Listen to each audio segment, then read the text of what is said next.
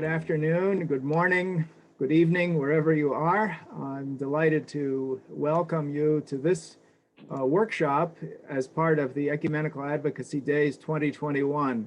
This workshop is entitled Annexation, Human Rights, and U.S. Policy in Israel-Palestine.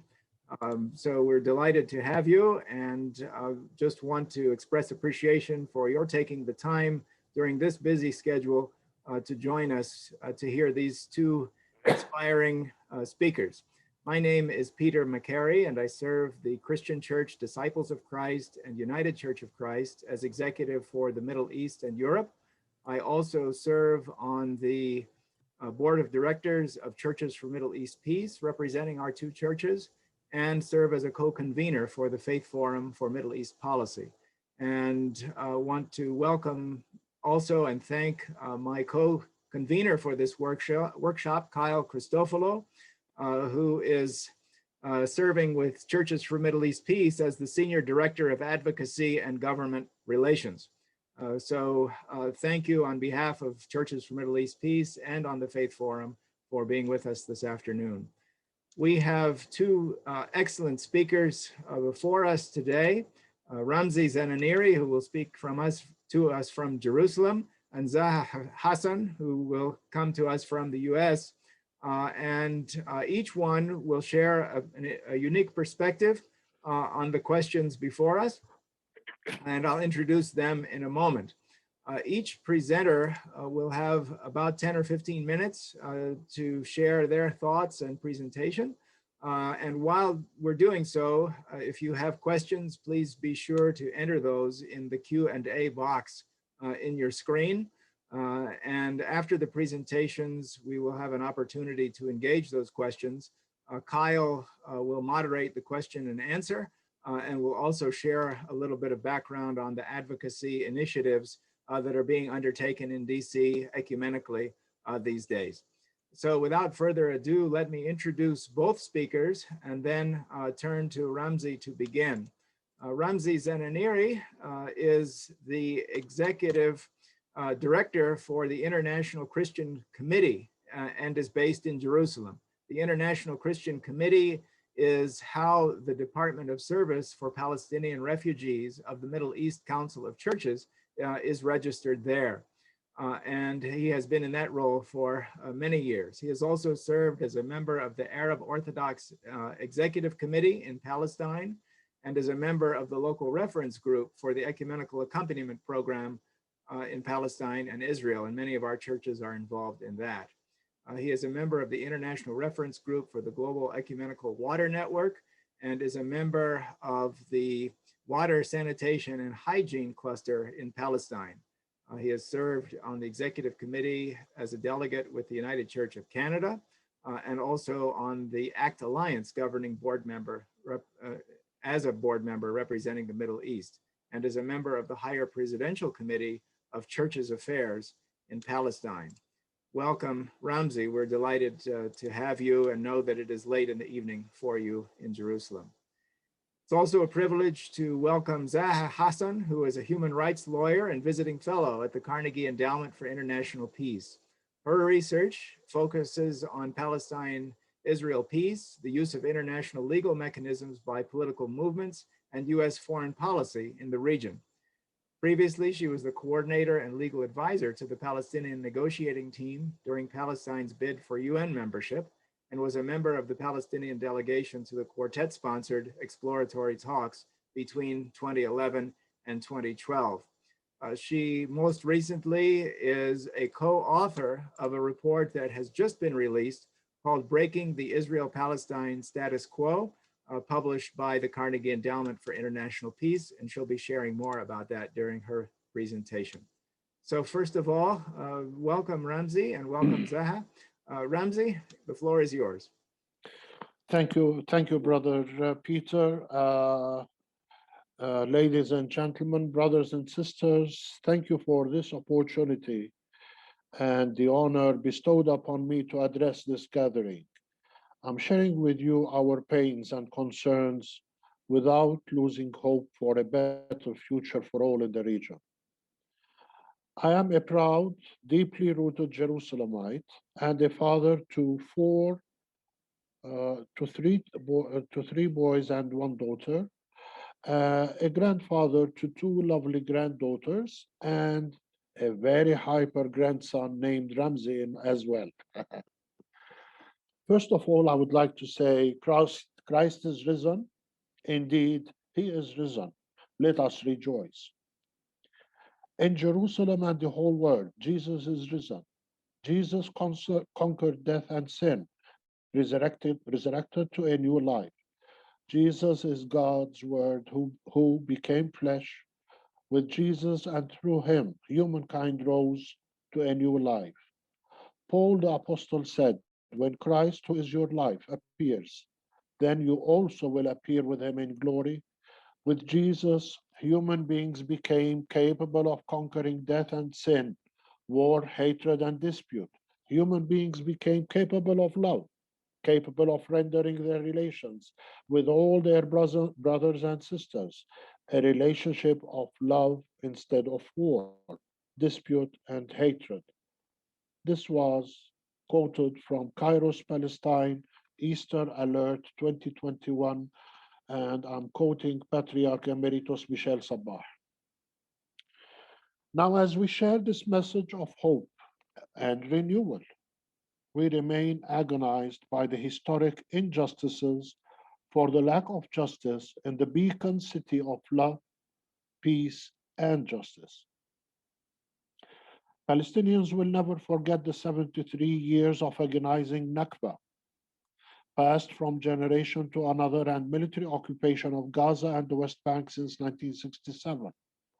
The state of Israel exists and is internationally recognized, while the Palestinians remain under occupation by the state of Israel, denying Palestinians exercise their inalienable rights to self-determination and national independence. The unresolved question of Palestine remains key to regional peace and stability, which is being challenged by unilateral actions undertaken by the State of Israel when it comes to the massive resources invested in developing illegal settlements and establishing infrastructure to serve its settlers. Today, there are 280 illegal settlements, 280. 280 illegal settlements and outposts with a settler population of 440,000 Israeli citizens, excluding East Jerusalem. This is from the B'Tselem report issued in March 2021 on Israel's settlement policy in the West Bank, entitled, "This is Ours and This Too." I would encourage all to really go through that report because it's highly informative and at the same time, it has some clear guidelines on what to do next.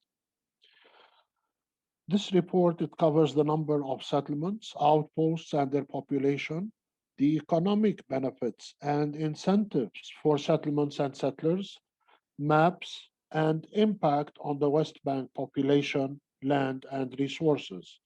So that's why it is very important to have a look at that report. I will share with you the link to that very important report because it highlights the current contextual realities the Palestinians are enduring and going through. The policy remains a clear evidence of the Israeli state solidifying occupation with control over people, land, and their resources in the West Bank, including East Jerusalem. Furthermore, we cannot forget the blockade of the Gaza Strip, which is ongoing, which the ongoing land, air, and sea blockade of the Gaza Strip is imposed by Israel since 2007, inflicting harm over 2 million people in the highest population density in the world, reaching more than 5,000 persons per square kilometer. Unilateral actions by the State of Israel continued in defying international community and resolutions when the Israeli Prime Minister announced his intention to apply sovereignty in the Jordan Valley of the West Bank. The Jordan Valley is a key agricultural hub. It's the key food basket for Palestinians in the eastern slopes of the West Bank.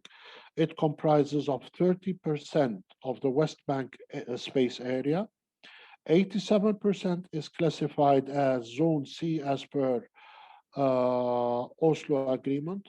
56% a closed military area. 54% is state land, which is 4 times more than prior to 1967, and 27% designated as nature reserves. In conclusion, the Jordan Valley, 94% is restricted for Palestinians who comprise 90% of the area's population. Settler population is 10,000 people residing in 30 illegal settlements and 7 outposts. Access to water for settlers is 18 times water on average than Palestinian residents of the West Bank. Between 2009 and 16, about 40,000 Palestinian structures were demolished in the West Bank, in the Jordan Valley.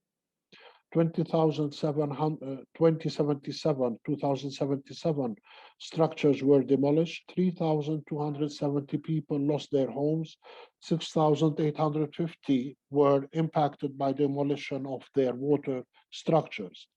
As a result of this policy of dispossession, strict limitation, and we're talking always in the Jordan Valley, strict limitations on Palestinian presence in the Jordan Valley, minimal access to water granted for Palestinians, declaration on state lands, closed firing zones and nature reserves, establishment of illegal settlements encompassing most land in the Jordan Valley, widespread discrimination in natural reserve allocation, especially water, repeated demolition of houses and agricultural structure, confiscation of tents and agriculture tools, military exercises in areas of Palestinian residents.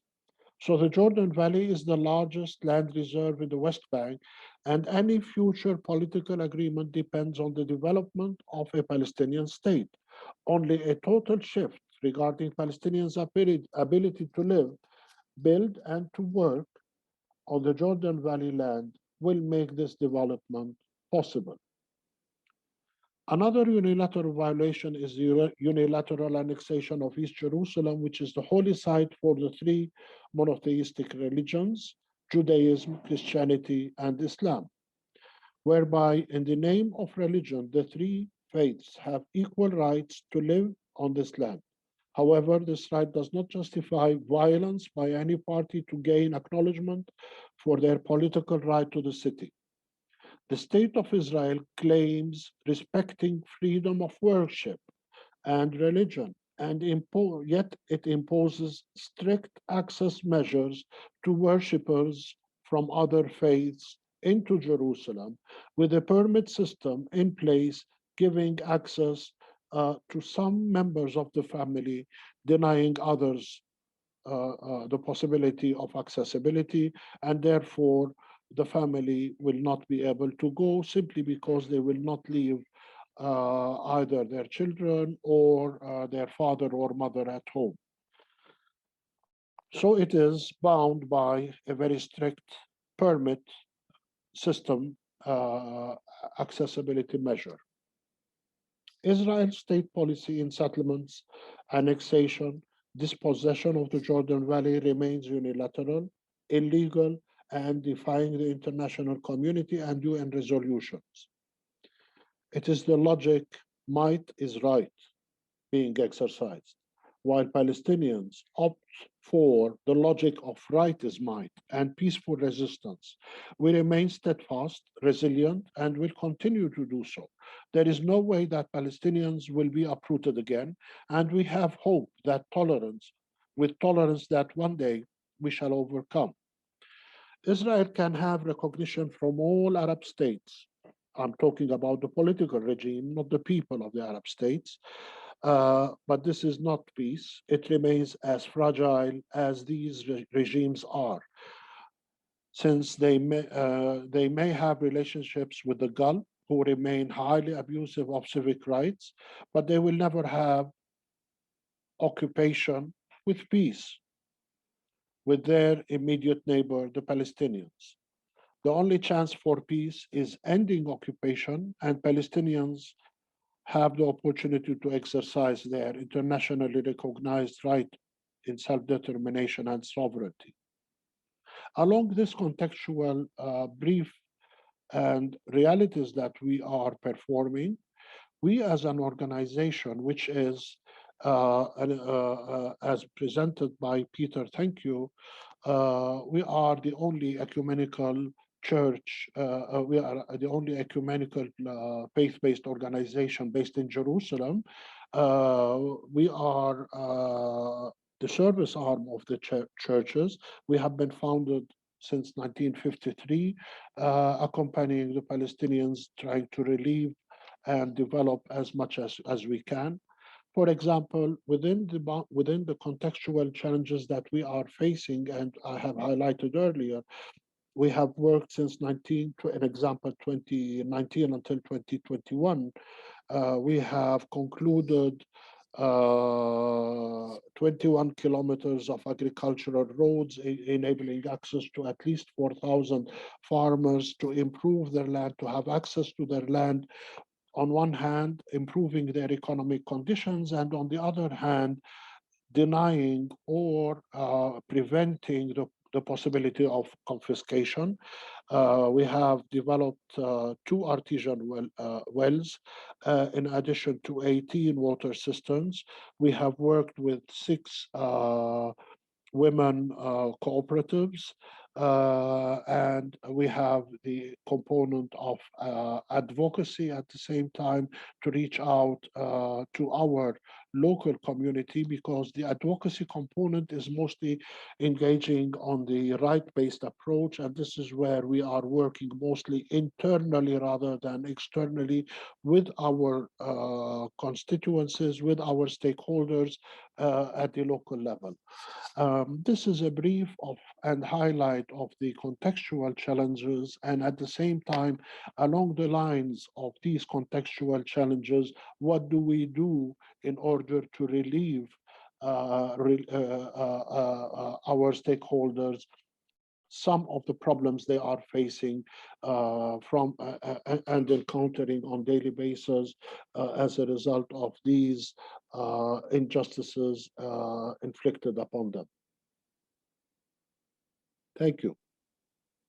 Thank you very much, Ramzi. You have shared with us a sobering description of the context, but also offered a word of hope and shared with us how the churches, through the Ecumenical Agency of the Middle East Council of Churches, are responding to the needs of the people on the ground. As a church community, we are inspired by that and continue to wish the Department of Service for Palestinian Refugees all good things, and continue to be in solidarity and support with you. Thank you very much. I'd just like to remind our audience that if you have questions, please put those in the Q&A box in chat, and we'll come to those in a little bit. At this time, I'd like to turn it over to Zaha Hassan from the Carnegie Endowment to present something of the report that has just come out, and also thoughts on U.S. policy and going forward there. Zaha? Thank you, Peter, and thank you, CMAP, for inviting me to join you in this discussion. I thought I'd start off by giving you a briefing on where the Biden administration is on Israel-Palestine at the moment, and then share with you the new policy paper that Peter and Kyle referenced coming out of the Carnegie Endowment, which hopes to change the status quo or encourage the administration to change the status quo between Israelis and Palestinians through some very modest policy adjustments on the U.S. side. So, what is it that Biden administration has actually done since entering or taking over the White House? So, Israel-Palestine peacemaking has been downgraded on the agenda of the United States. We saw really active U.S. engagement under President Trump, but with the Biden administration, there's a concerted effort to sort of downgrade U.S. engagement. And you see that in the fact that they have not appointed a special envoy on Israel-Palestine. Instead, they have an assistant deputy secretary of state on Israel and Palestinian affairs. The administration started some aid back to UNRWA, the refugee agency responsible for providing essential services to Palestinian refugees, but only a third of the previous level. And there's still some concern here about whether this is a wind down move or whether it is a first step to more aid, because there's a lot of pushback in Washington to end U.S. support for UNRWA and to end UNRWA itself. The administration restarted some bilateral aid to Palestinians by narrowly construing the Taylor-Force Act, which prohibits aid to the West Bank and Gaza that directly benefits the PA, until the PA and the PLO stop providing social welfare payments to Palestinian prisoners in Israeli jails and families of those killed in political violence. And the administration has not reopened the consulate in East Jerusalem or the PLO mission in Washington, and we are unlikely to see that happen anytime soon, because the administration would have to deal with a lot of pushback from Israel in getting permissions to open up a U.S. consulate in Jerusalem. And there is congressional legislation that would impose liability on the PA and PLO if they return to the U.S. and open a mission, or even if they officials step foot in the U.S. So the Deputy Assistant Secretary is in the region today, actually, for talks with Palestinians on this and on the issue of elections in Palestine. The rollback on Trump administrative action is proceeding, but very, very slowly.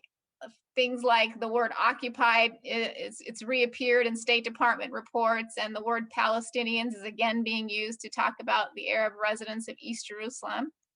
On issues of labeling and coding of products from Area C of the West Bank, where Israeli settlements are located, that has not been undone yet, though the Deputy Assistant Secretary advised in a document that was leaked to journalists that should be reversed, but it's unclear whether it will be reversed. The sanctions on the International Criminal Court prosecutor and staff have been reversed by the Biden administration, though it looks like the administration still intends to oppose the ICC prosecuting Israelis, but doing it sort of in a quieter way and less confrontational. The administration has not spoken out forcefully on settlements, home evictions in East Jerusalem, and settler violence that we're seeing a lot more of in the north and south of the West Bank. Instead, it keeps referencing back to the U.S. support for a two-state solution in ways that it's becoming more and more painful to watch. If any of you caught the State Department spokesperson's response to where are Palestinians supposed to go for accountability, and his response being, the two-state solution is what we support. I mean, it's becoming, I don't want to say comical because it's impacting real lives on the ground, but it's painful, let's say. On Arab normalization, despite Secretary Blinken's criticism of arms sales to the UAE, those arms sales are going to go through, and these sales were part of a package deal that President Trump put together to encourage the UAE to, to normalize relations with Israel under the Abraham Accord. And there's a new Portman-Booker a bill that calls on the administration to use its leverage to secure more normalization deals. So the question is, what will U.S. leverage under a Biden administration look like? And these normalization deals are problematic because it involves the reciprocal recognition of sovereignty between the two normalizing countries. And of course, Israel hasn't defined its borders, and it has, it's still actively engaged in annexation, whether it calls it official annexation or it's just de facto, it's still ongoing. So when these countries normalize and they start developing business deals and such with each other, with Israel, in particular the UAE, it's blurring the lines between what is Israeli territory and what is the occupied territories, and it's going to make it a lot harder to pull Israel back from its occupation of the Palestinian territories. The administration has also adopted the International Holocaust Remembrance Alliance definition of anti-Semitism, which equates certain criticism of Israel with anti-Semitism. It's unclear how the administration will square its promise to uphold free speech by taking this position. We'll just have to wait and see. And of course, it hasn't rolled back the executive order from President Trump, which also embraced the IRA definition for Title VI Civil Rights Act cases that deal with financial assistance to public institutions. So of course, there are some good developments that have happened, and Kyle will also be talking about Betty McCollum's bill, which looks to establish some monitoring and reporting around Israel's use and misuse of security assistance, U.S. security assistance, towards eventually conditioning aid, though this bill doesn't condition aid. But to create the kind of environment for bills like Betty McCollum's to take root and actually get passed, it will take a sustained campaign to change the discourse in Washington, D.C. This is the motivation behind the Carnegie policy paper that was launched today and that I want to talk for the remainder of my time with you about. The paper is called Breaking the Israel-Palestine Status Quo, and it provides policy recommendations and an approach for the Biden administration and for future administrations to consider towards conflict resolution between Israelis and Palestinians. The report is one that focuses on the long game. The paper isn't about, finding short-term fixes to, these issues that current administration is more concerned with, like economic peace and such. What we are looking for is more of a change in the way we think about the conflict, and we even we don't use the word conflict so much in this report because we're trying to get away from that kind of idea of two sides of equal, two equal sides that are battling and have equal claims to territory, because that's not what this conflict is. It's about occupation, and today it's more about apartheid. But if there's anything that experts on Israel-Palestine and policymakers agree on, it's this: there is no two-state solution on the table at the moment, and likewise, there's no one-state solution with equal rights for all. So that's why we focus more on prioritizing other things. The paper is premised on the idea that human beings need protection and rights, and that should be prioritized, even if a political solution is not on hand. But to get policymakers in the US to prioritize people will take changing the discourse, which is why the target audience really of this policy paper is you. It's civil society, it's activists, it's organizers, and people that are going to have to make policymakers sit up and take notice. And so we say what is needed from U.S. engagement right now is the following. First, center rights and human security. Second, roll back the Trump administration's actions and its Peace to Prosperity plan in its entirety, and reaffirm the importance of international law in peacemaking. Third, we say clarify the expectations that the administration has for Israelis as well as Palestinians, and back those up with the levers of US policy. And fourth, we say work collaboratively with multilateral mechanisms such as the UN, so the rules-based international order is strengthened rather than undermined by US engagement on a durable solution for Palestinians and Israelis. And I want to talk more about this idea of centering rights and human security, because many people hear that term and they don't really know what it means in the case of Israel-Palestine. What we mean by a rights-based approach is that we want to prioritize or deprioritize, we mean that there has been a deprioritization of rights and international law when thinking about the Israel-Palestine file. In fact, policymakers have tended to believe that a focus on rights and freedoms guaranteed under international law would make Israel not want to come to the negotiating table. The result was that settlement expansion was incentivized, because why should Israel stop building if it knew that the issue could be leveraged by promising to engage in a new round of negotiations, or if it knew that the US would ultimately accommodate its new facts on the ground by redefining parameters while also shielding Israel from accountability in international fora.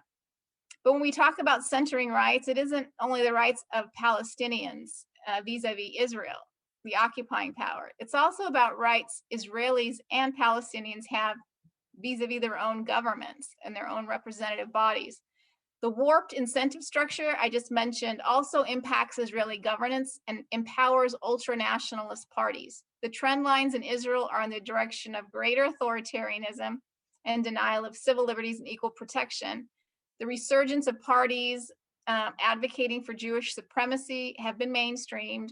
That these political parties now have seats in the Knesset should be alarming, but it shouldn't be surprising. In the occupied territories, the PA and the PLO have also sacrificed the rights and well-being of Palestinians in an attempt to conform to the image of a good peace partner.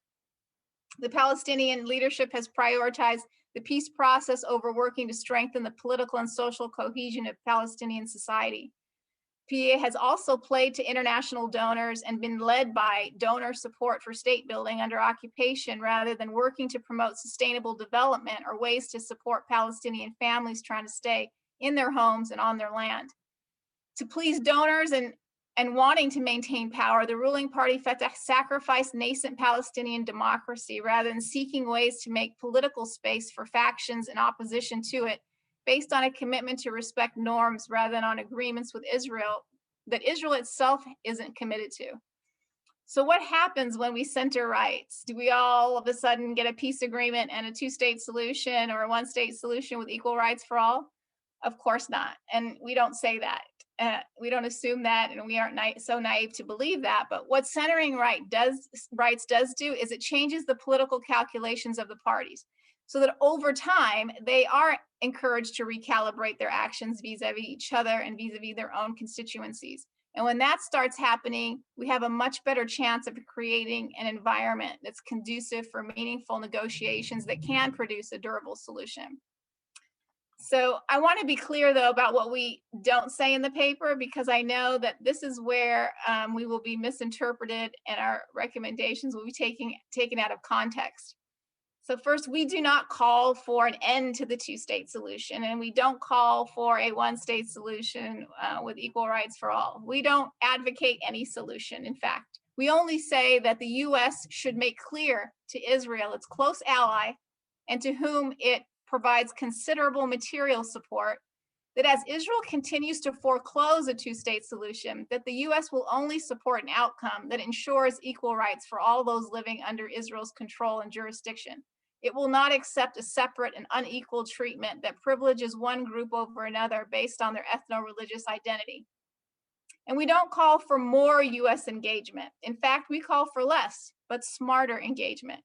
We argue that the US will have to expend more and more of its political capital, its time, and its energy defending Israel in international fora, including places like the ICC, if it doesn't adopt a rights-based approach now.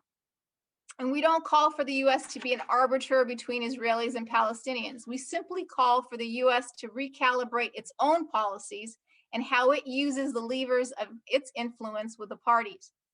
And we're not putting undue focus on Israel here. We are de-exceptionalizing Israel so that US policy is consistent on human rights promotion and respects the rules-based order and values that the Biden administration has indicated it seeks to restore and elevate in its national security strategy.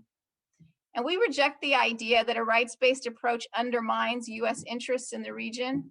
Arguably, it's been the lack of centering rights and human security in Israel-Palestine that has undermined US interests for so many years. Recalibrating the US approach now would restore US credibility. It pulls the rug out from under US adversaries, and it enables the US to reestablish respect for multilateral mechanisms that it wants engaged in the resolution of other regional conflicts. And we also reject the notion that the paper is out of touch with domestic realities. We know from polling that most American voters aren't prioritizing Israel-Palestine policy in their voting choices. They look at the package of values that a candidate brings. And around 2/3 of Americans actually want to see a neutral US policy towards Israel-Palestine. And just this year in March, Gallup polling showed that a majority of those polled from the Democratic Party, 53%, want the US to put more pressure on Israel to make peace, a 10% increase from a couple of years ago. However, the changes taking place in the electorate are not being reflected in US policy. And that's where you come in, because in order to get policymakers to sit up and take notice about the changes that are happening in America, and in particular among Democratic voters, we have to be a lot louder, and we have to be a lot more engaged with policymakers to let them know about these changes. And I'll stop there. Thank you. Thank you, Zaha. Thank you very much, Zaha, for that. You've helped to clarify what is happening in Washington and help us to understand the initiatives that the Biden administration is taking and that it is not taking, and where we need to continue to engage. And you've also given us insight into the report that is a significant report, and I urge all of our audience to read it in its entirety.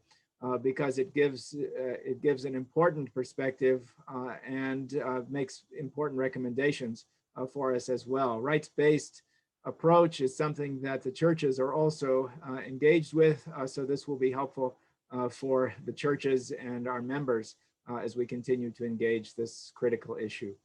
So thank you. I want to turn it over to Kyle now to share some initiatives that are happening on the advocacy level ecumenically, and to offer his moderation of our questions and answers and discussion. Yes, thank you, Peter, and thank you, Zaha and Ramzi. This has been a really informative session. Just a reminder to use the Q&A function if you do have a question, and I'll talk for a little bit, as Peter said, on some of the priorities that the Faith Forum and CMAP are working on now. So you have some time if questions are percolating. We have about 20 minutes left, and so hope we'll get to some opportunities for Ramzi and Zaha to respond to questions. Very briefly, for those of you that might not be aware, Churches for Middle East Peace is a coalition of 30 national Christian denominations and organizations that exist to encourage US policies that will help result in a just and lasting end to conflicts in the Middle East, with a particular attention on Israel-Palestine. And we work closely with the Faith Forum, which is a similar coalition of Christian organizations and denominations that are likewise focused on advocacy as it relates to Israel-Palestine and the broader Middle East. And so many of the CMAP as an organization, and then many of the denominations that comprise both the CMAP and the Faith Forum, are actively now supporting the newest piece of legislation that was introduced in Congress that Zaha briefly mentioned. Some of you might have already seen it. I will drop in this chat the press release from Congresswoman McCollum, which will also link to the text. This is really historic legislation.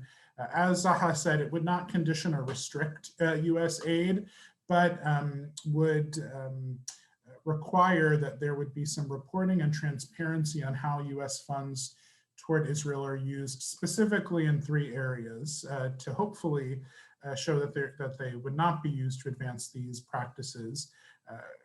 So it would be on the treatment of Palestinian children in Israeli military detention, whether US funds are being used to actively seize and destroy Palestinian homes or to further annexation in the West Bank, all practices that Ramzi spoke about earlier today. Congresswoman McCollum has been a leader on this issue for a while and has introduced the past 2 sessions of Congress legislation focused specifically on the treatment of Palestinian children in Israeli military detention. So this legislation is groundbreaking in the sense that it brings together a variety of issues that the Palestinians are facing at the moment. Again, not only the treatment of Palestinian children, but also annexation and home demolitions. And excuse me, as Ramzi noted, we've seen an increase in home demolitions and demolitions of structures over this past year, and even just in the start of the first few months of 2021. So we're very excited. We think it's a good vehicle for folks in churches and across the country to be mobilizing around. I'll also drop in the link, CMAP's action alert, if you would like to take action and ask your House member to co-sponsor the legislation. The other area that we have been working on, and that remains a concern to many of the groups that are part of Faith Forum and CMAP, and Zaha also mentioned, is pushing for a full restoration of humanitarian assistance to the West Bank and Gaza, both bilateral aid as well as UNRWA. There were some, good news, as Zaha mentioned, at least initial good news about some of the funds being allocated, but we need to make sure that that was not just the end, that it was the beginning, and that we see funds that are back to historic levels, both for UNRWA and bilateral assistance. So this is a busy and exciting time around Israel-Palestine, and it's not often that we have legislation that we think that we can support and really think will move the needle. So this is a good time to have this conversation, and we hope that folks will be engaged on these issues. So I'll use my moderator's discretion to start with some questions in this last 15 or minutes that we have. And so I'm going to start with you, Ramzi. Obviously, the COVID-19 pandemic is still on the minds of so many of us here in the US, and of course its impacts abroad as well. We've heard how Israel has done such a good job of vaccinating its population, and it's maybe reaching herd immunity soon, but we know that the vaccination has not reached the West Bank and Gaza in the same way. So how has the pandemic and vaccine discrimination for Palestinians affected the reality on the ground and the ability of Palestinians to sort of cope with what's going on? And you are, I invite you to unmute yourself.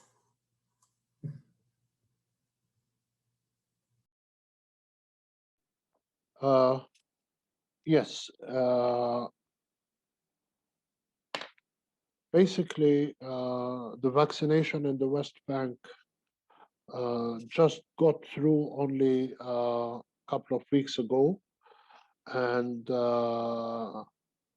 there were so many calls pushing, pressuring the state of Israel, since it is an occupying force. It is their duty to provide healthcare and to ensure the well-being of those who were occupied and provide them with vaccination, and that did not happen. And it is not something strange. It is one additional discriminatory practice by the state of Israel versus the occupied people and human beings in the West Bank. The Palestinian Authority is struggling, and unfortunately, it hit us very badly. And it is a global pandemic. We all have suffered. Unfortunately, the Palestinian Authority does not have, like any other state in the world, any economic safety net that can simply ease up the pain and the suffering of the impoverished or the vulnerable communities. So the Palestinian Authority, on the other hand, on the economic front, it was badly hit, and people suffered a lot as a result of the continued lockdowns and loss of jobs and closure of businesses.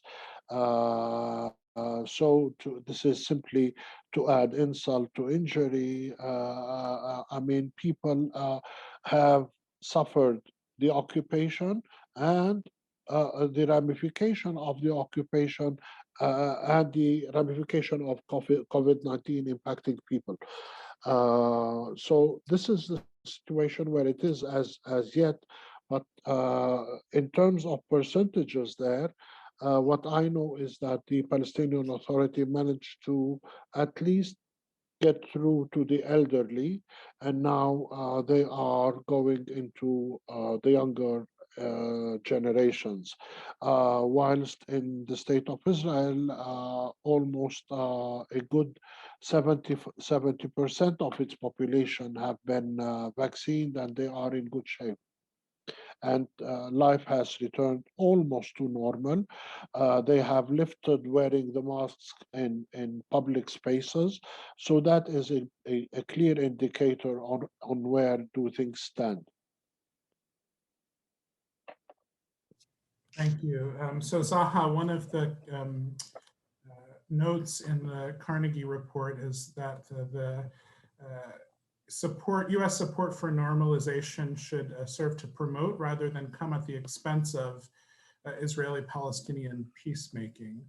I'm wondering then, in the context of the fact that both we've heard from the Biden administration that they want to continue to support these normalization agreements, and also the legislation that you mentioned introduced by Senators Portman and Booker, you know, it doesn't seem that that legislation is going off of the recommendations of the Carnegie report. Of course, it was introduced before then, but you know, does that legislation have a chance? You know, there's the tension. Of course, we want to support you know, peace in the region, but how can we sort of work against that legislation or point to some of its shortfallings without looking like we oppose peace and normalized relationships?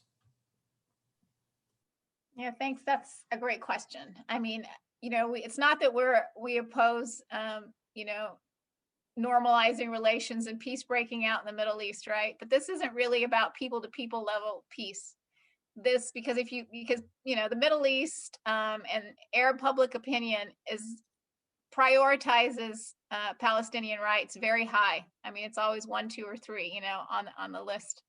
And to have what we now know to be an apartheid regime practicing institutionalized racial discrimination from, you know, the river to the sea against Palestinians in the midst of this region is problematic for the idea of, you know, stability in the region. So how can these agreements actually be a positive?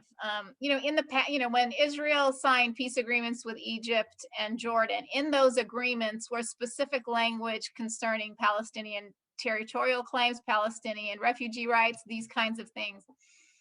That's missing from the agreements that we've seen from the UAE and from Bahrain. It talks about peace really aspirationally, but it doesn't talk about, as I mentioned earlier, doesn't talk about where exactly is the Israeli territory that's being recognized by the Arab government. And because of that open-endedness of the recognition, it allows for you know, treatment of the occupied territories as Israeli sovereignty. So what can we do? We could be demanding from policymakers, from legislators, that they include language in the Booker-Portman bill that delineates exactly what these normalization agreements should have and what kinds of normalization agreements the U.S. will support. So if the U.S. wants to leverage its power to support you know, another Arab government normalizing or another Muslim government normalizing, then it should be a kind of normalization that respects international law, that doesn't try to undermine Palestinian rights or Palestinian you know, sovereignty in the West Bank. So, you know, there's those kinds of measures that can be taken. And then, you know, and any kind of leverage shouldn't come at the expense of someone else either. So in the case of sort of Western Sahara being recognized by the Trump administration, occupied territory under international law, the US shouldn't be validating that kind of thing. They shouldn't be using their, you know, their influence and diplomatic power in leveraging things that are illegal and things that are against international law or violate people's rights or complicate you know, very fragile transitions like we saw in Sudan. Because again, on the people-to-people level, the people aren't supportive of these things because they do feel solidarity and connection to other peoples that are struggling, like the Palestinians. And the Palestinian issue still has a salience among Arab and Muslim communities and populations in majority countries. So, you know, that those kinds of criteria could be something that the Biden administration and also, you know, legislators interested in promoting normalization in the region could be thinking about when they're putting together these kinds of these bills. Thank you, Zaha.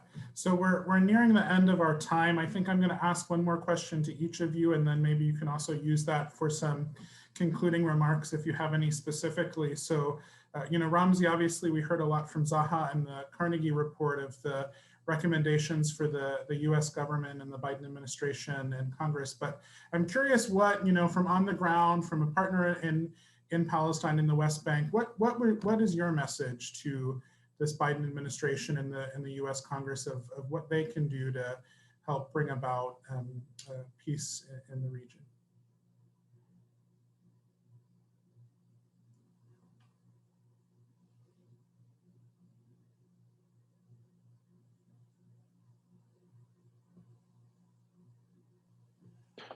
Yes, thank you, Kyle.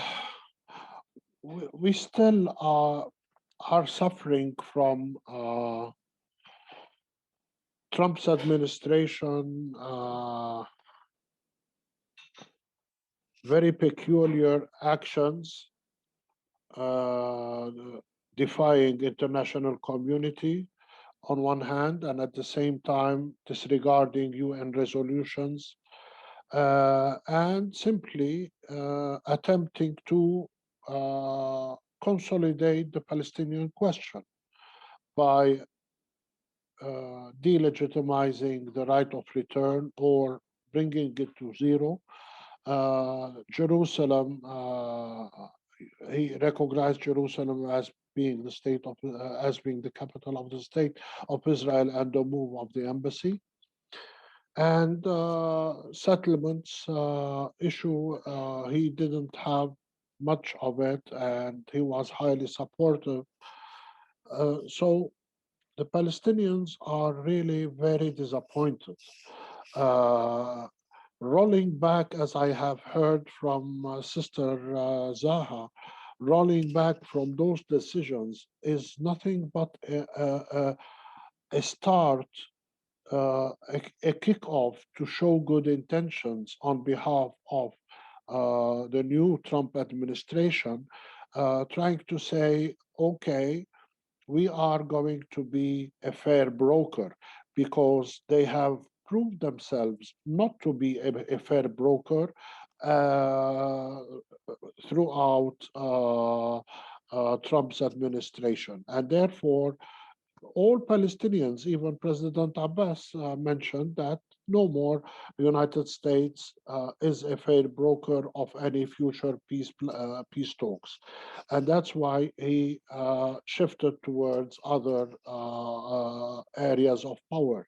On the ground, people are really disappointed as at the same time of the deal of the century. And we are seeing normalization efforts here and there at the expense of the Palestinian issue. But in my opinion, no matter what normalization goes there, as long as the state of Israel does not enjoy peace with its immediate neighbor, there'll never be peace and tranquility in the whole region. And the region is always going to be at turmoil.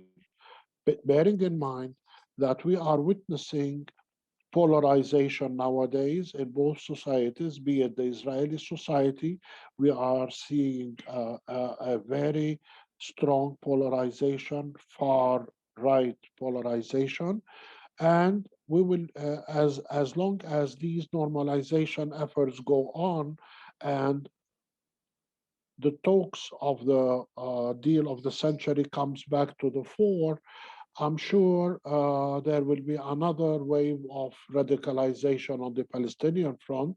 So at the end of the day, all that is being done nowadays does not bring people together to come to the negotiating table and really talk peace versus ending occupation.